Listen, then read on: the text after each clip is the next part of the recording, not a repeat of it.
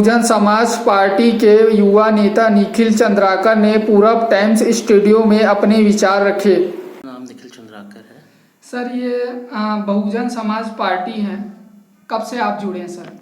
मुझे जुड़े हुए ज़्यादा समय नहीं हुआ है, मगर मैं इसकी विचारधारा से बहुत प्रभावित हूँ और इसके जुड़ने का मुख्य कारण और मेरी प्रेरणा का स्रोत मिस्टर नीरज चंद्राकर जी हैं।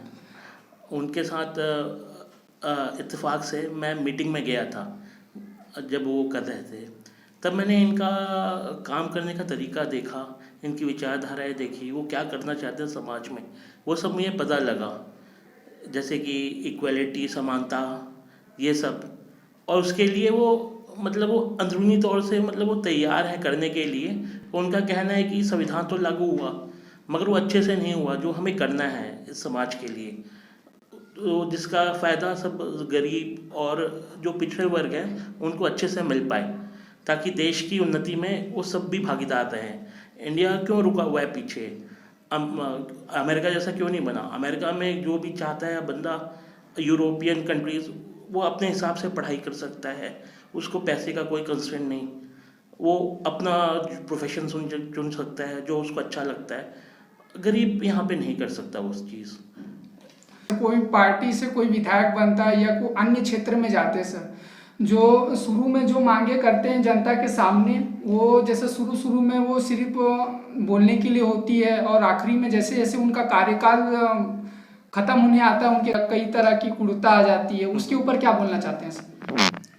देखिए, उसमें दो चीज़ें काम करती हैं। एक आदमी का अपना खुद का विचारधारा कैसी है, दूसरा किस पार्टी में उसका स्ट्रक्चर क्या है, उनका क्या है। तो वो दोनों चीज़ें काम करती हैं, मगर ज़्यादातर भारत में यही देखा गया है अभी तक कि आदमी आता है, अपने अपने हिसाब से वो काम करता है, पैसा कमाना चाहता है, और फिर कुछ करना भी चाहता है तो पार्टी लाइन्स के विरुद्ध नहीं जा सकता। मगर बहुजन समाज पार्टी का मैंने एक चीज़ देखा, मुझे बहुत अच्छा लगता है। उनका शुरुआत से एक ही स्टैंड रहा है कि भाई हमें गरीबों का उत्थान करना है, जो गिरे हैं, जो कम है। वो सिर्फ यही नहीं कहते कि SC ST, वो कहते हैं ब्राह्मण भी हो, जो भी हो, जो जिसके पास पैसा ना हो, किसी भी वर्ग हो, कोई भी समुदाय हो, मुस्लिम समुदाय, हम सबको उठाना चाहते हैं। तो वो तो अच्छी बात है ना।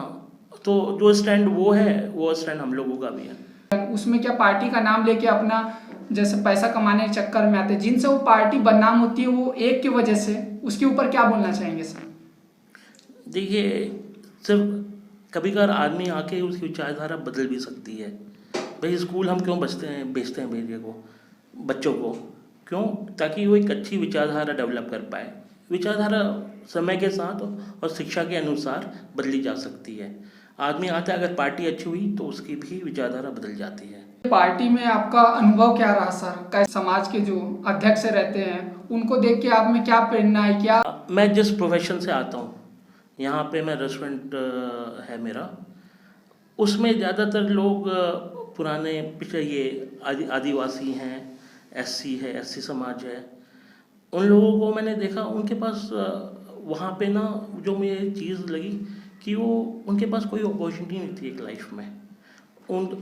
शिक्षा थी उनके पास 10वीं तक, वो पता नहीं किसी ना किसी वजह से उनको छोड़नी पड़ी और वो काम धंधे में लगे। ठीक है, वहाँ ये मैंने पूरे ऑल अराउंड छत्तीसगढ़ में वही चीज़ देखी, और ये शायद भारत में भी लागू होगी मेरे ख्याल से। और इस पार्टी में आया तो इनका मुख्य उद्देश्य वही है, अच्छी शिक्षा। कैसे भी करके उनको अच्छी शिक्षा दो, उनको समान अधिकार दो। वो ये पार्टी रिजर्वेशन के लिए कहती है ताकि उनको एक प्लेटफॉर्म मिल पाए। ठीक है, तो भाई समाज ही को तो हमें सुधारना है। भगत सिंह क्यों फांसी में लगे?